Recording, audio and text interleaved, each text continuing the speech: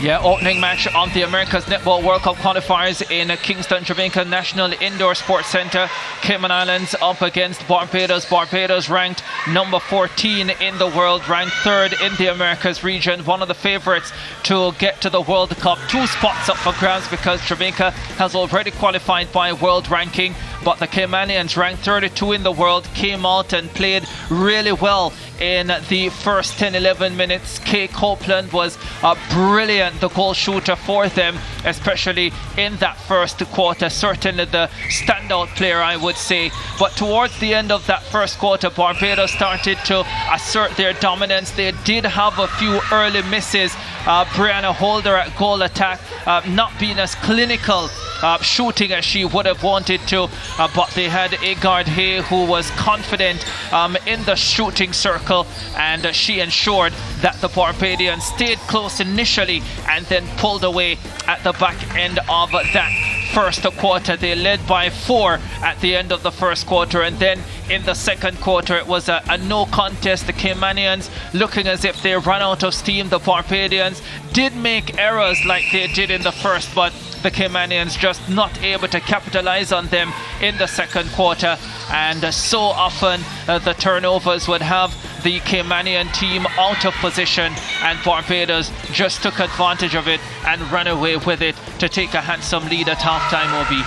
Yes, for sure. And you know, you want to see the competitiveness, but Cayman just not placing that ball. They're lacking a lot of basic skills, and you know, when everything goes wrong, you always have to go back to basic skills.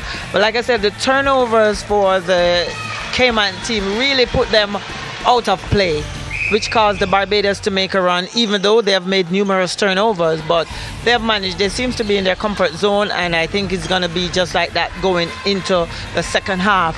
However, you know, the Cayman shooter do need... At the center circle. Well, it started positive for the Cayman Islands, but by the time we got to the second half, it proved really difficult. Kate Copeland, really consistent throughout the entire game. When she did get the ball in that shooting arc, she was able to consistently put it away. Only 2 or 3 misses, and it was a pretty easy day for Agard Hay at goal shoot for the Barbados Gems. This woman just ensuring that the score remained respectable for the Cayman Islands. Yes. Kate Copeland, she had a really good match, but Hay was getting the service, and she was getting into really comfortable positions inside the shooting area, and every successful Caymanian shot you'll see in our highlights came from Kate Copeland. Barbados in the final analysis, though, just too good.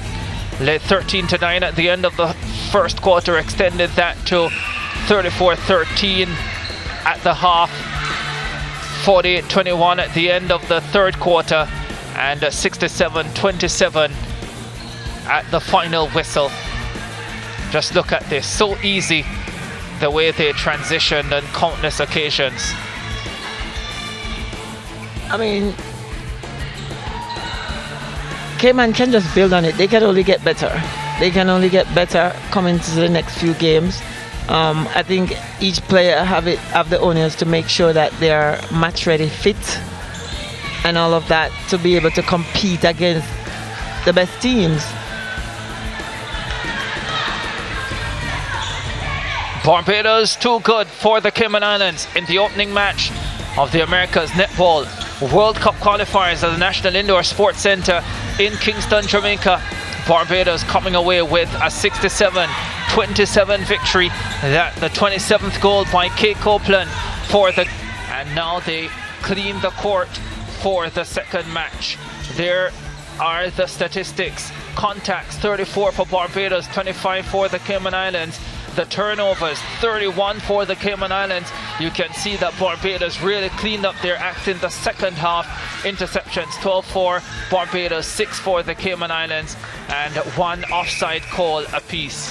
Well, I have to say the turnovers for Barbados, that was 19. I thought that was about 19 when they were in the third quarter. So, and they did turn over in the last quarter, but that's something Barbados will have to look at. I'm sure they know, that they have to build on taking care of the ball much better. Yeah, without a doubt, but they get the victory. And standing now with the winning captain, Shawnette Azure. Bruce, how would you rate that performance by your team?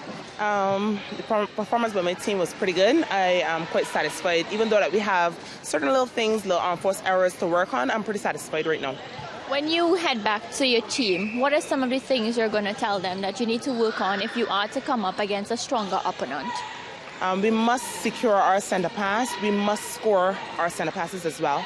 We must also, every little opportunity we get to steal a ball, we must take care of it and score it. How important was it that, you started this America's Netball qualifiers with a win? It's very important to start this qualifiers with a win because it boosts your confidence and it puts you in a better place in terms of being cognizant of what you have to work on or what you have achieved so far. I'm listening to the commentators, and of course, coming into this competition, a lot of people see Barbados as favorites. Does that put any sort of pressure on you and your team? Favorites, y'all see it that way? Well, we appreciate that, but no pressure at all. We know what we have to come and do, so we're going to come out here and try our best, do our best. What would it mean to you and your team to be able to make it to the World Cup next year? It will mean a lot to us to qualify for World Cup because at Commonwealth we didn't do as we expected. But to come here now and to qualify, we have a lot of young players back home waiting for an opportunity, and we want them to feel like they have a chance because we want to expose some of that young talent that we have in Barbados, and we want that opportunity very much, especially the older ones. We want that opportunity for our younger players to showcase what they have. Right, we want to wish you all the best. Congrats on this first win, and we're looking forward to see if you live up to the tag as favorites. Thank you. All right, so we're set to talk to the Cayman Islands captain, and she's joining me now, Ariana Grant. Ariana, welcome. Not a good start for Cayman Islands. Where did we lose this one?